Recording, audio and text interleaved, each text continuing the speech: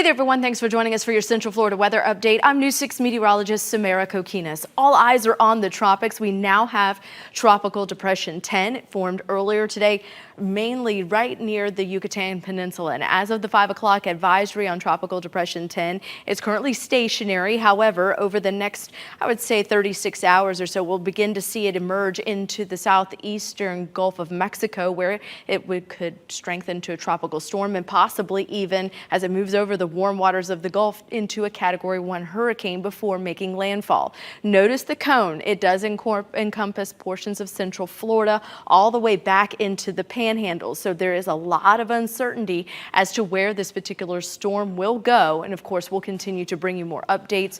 And depending on where this storm will go, will determine exactly the intensity of the impacts that we could see, like very hard downpours as well as strong wind gusts, or even strong winds. But the modeling does keep it primarily near the Big Bend and into the Panhandle. However, the European model has favored closer to Tampa. So we'll, of course, keep an eye as those changes come into light over the next couple of days or so. Looking at the clouds and rain forecast back here at home, we are going to remain dry tonight. We may have a few high clouds, but for the most part, I think mainly clear conditions to start the day tomorrow. As we roll through the day, by about noon, we could see a few showers starting to bubble up over Brevard as well as Osceola counties. Notice that the majority of the storm activity that does take place tomorrow will be from Orlando and to the south. We could have a few downpours possible between about 2 and 5, but really, not all of Central Florida is going to get on the rain action. I do believe this model is underselling a lot of the rain potential for tomorrow, and that we could see some action across our western zones as well.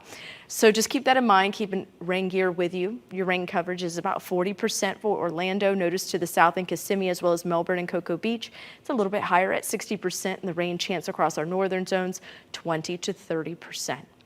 Overnight lows will settle right around the mid to upper 70s overnight. And then as we head through the day tomorrow, it's going to heat up. We're talking about a high of 96, feeling like the triple digits until that rain rolls in to really cool us off. And again, not everybody will get that cooling rain. Now let's take a look at your Pinpoint accurate 7-day forecast. As we head into the upcoming week, you'll notice rain chances go up to about 50%, and then Tuesday and Wednesday, they jump to 80 and 90% with tropical downpours possible, again, possibly even very strong winds. Now notice that'll keep high temperatures closer to 90, and as we wrap up the work week heading into next weekend, we see that downward trend in your rain chances. That's your Pinpoint accurate forecast.